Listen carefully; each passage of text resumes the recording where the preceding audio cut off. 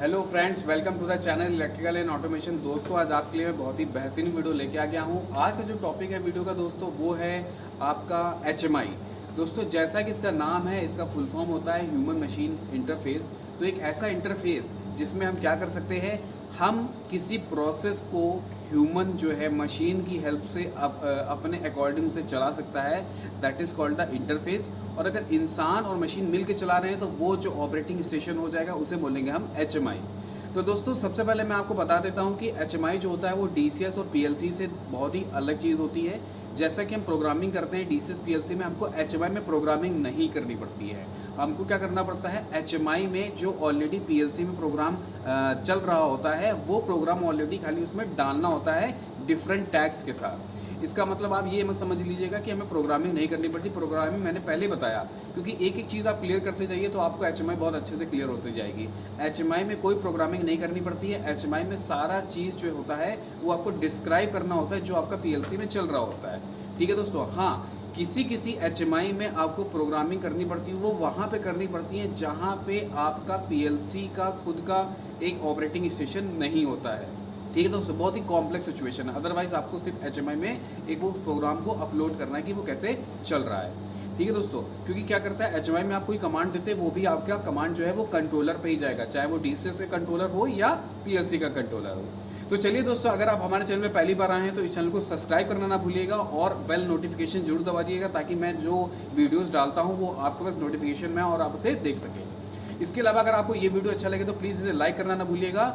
और अगर इसके अलावा आप हमें टॉपिक बता सकते हैं, हम उस टॉपिक पे भी वीडियो बनाएंगे। तो चलिए, मेरे पास एक HMI रखा हुआ है, मैं आपको इस HMI के बारे में दिखाता हूँ।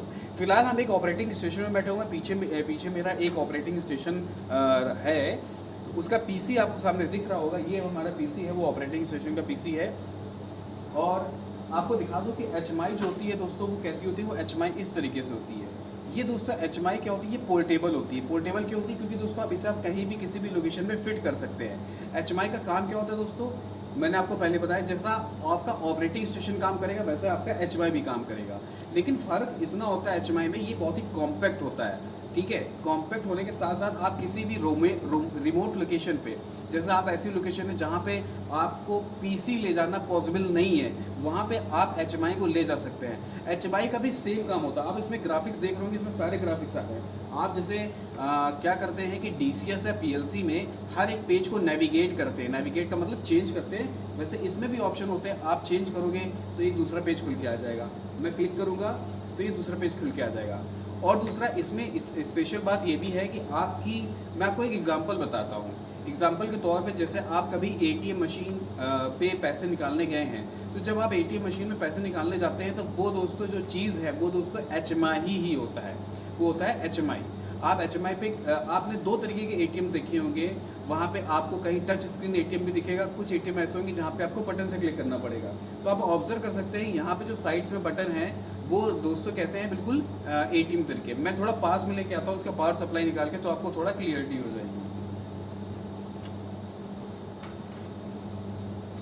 ये दोस्तों मैंने इसको पास में ले आया हूँ। जैसा कि मैंने आपको बताया था कि ATM में क्या होता है कि बटन्स होते हैं। सिमिलरली यहाँ पे देखिए बटन्स है। आप यहाँ पे जैसे सपोज करिए ATM में खड़े हैं तो आपको क्लिक करना है तो इसे क्लिक कर सकते हैं। इसके अलावा आपको जैसे सपोज करो ऑपरेटर को क्या होता है कि कोई सेट पॉइंट डालना है, वो वैल्यू में डालना है, तो उसके लिए नंबर की दी गई है। नंबर की से आप सेट पॉइंट की इसकी वैल्यू डाल सकते हैं। तो ये दोस्तों HMI आपको समझ में आ रही होगी कि ये PLC और DCS से अलग है।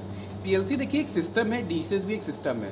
DCS एक बहुत बड़ा सिस्टम है, कई सारे कॉम्बिनेशन है PLC का, लेकिन this is not the system, this is the device. ये एक डिवाइस है जिसको हम प्रोग्राम कर सकते हैं अपने अकॉर्डिंग टू द PLC के अनुसार प्रोग्रामिंग कर सकते हैं। सेम चीज़ यहाँ पे, मतलब जो आपका ऑपरेटिंग स्टेशन में होगा वही आपका यहाँ पे HMI पे भी होगा। इसके अलावा दोस्तों, जैसे कि ATM वाला एग्जांपल बताया, तो सेम काम इस मशीन का भी है। अच्छा दोस्तों, इसकी पावर सप्लाई की अगर मैं बात करूं तो पावर सप्लाई इसकी 24 वोल्ट है। जितनी भी HMI है अलग अलग ब्रांड की, फिलहाल मेरे पास जो HMI है वो ABB की है।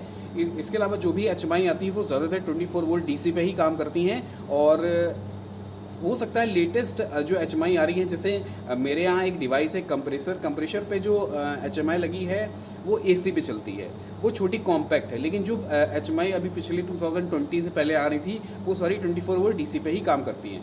अब इसके बाद मैं आपको बात करता हूँ कि इसका कम्युनिकेशन प्रोटोकॉल क्या है। दोस्तों क्या होता है कि हर चीज़ का एक कम्युनिकेशन होता है।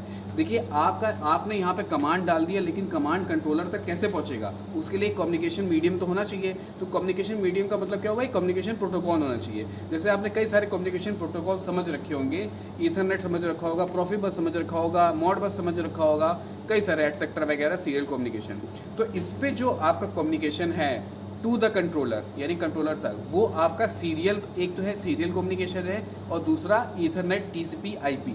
जैसा कि मैं आपको दिखा देता हूँ, पीछे बैक प्लेन में आप जाएंगे तो यहाँ देखिए दिस इज़ द कनेक्शन। ये कनेक्शन है जहाँ से आप ईथरनेट को आप कनेक्ट कर सकते हैं। ईथरनेट के थ्रू अब आप जो भी कमांड दोगे वो आपका कंट्रोलर में जाएगा, क्योंकि कम्युनिकेशन जरूरी है। This is the communication. और यहाँ से मैंने इसका पावर सप्लाई का वायर निकाला था, तो पावर सप्लाई का वायर निकाला था वो 24 वोल्ट डीसी पर, जैसा कि आपने देखा। तो बहुत ही कॉम्पैक्ट डिवाइस होता है, आप पोर्टेबल होता है, डीसीएस और पीएलसी से बिल्कुल अलग होता है, क्योंकि मैंने आपको पहले बताया, बार बार बता रहा हूँ, DCS PLC is different from HMI. वो सिस्टम्स होते हैं, ये एक डिवाइस है। तो उम्मीद है दोस्तों आपको ये वीडियो समझ में आया होगा। इसके अलावा अगर आपको कोई टॉपिक वीडियो बनाना हो तो आप मुझे ज़रूर बताइएगा, हम आपके लिए ऐसे ही ढेर सारे वीडियो लेके आते रहेंगे। और अगर आपको ये वीडियो अच्छा लगा हो तो प्लीज़ इसे लाइक ज़रूर कर दीजिएगा और लोगों के साथ शेयर करिएगा। इसके अलावा हम आपको इंस्टाग्राम में मिल जाएंगे इलेक्ट्रिकल एंड ऑटोमेशन के नाम से, फेसबुक पेज है हमारा, फेसबुक ग्रुप भी है हमारा, लिंक्डइन में पेज है हमारा, ट्विटर पे भी पेज है हमारा। आप हर सोशल मीडिया में हमको फॉलो कर सकते हैं डेली अपडेट्स के लिए। वीडियो देखने के लिए बहुत बहुत थैंक यू।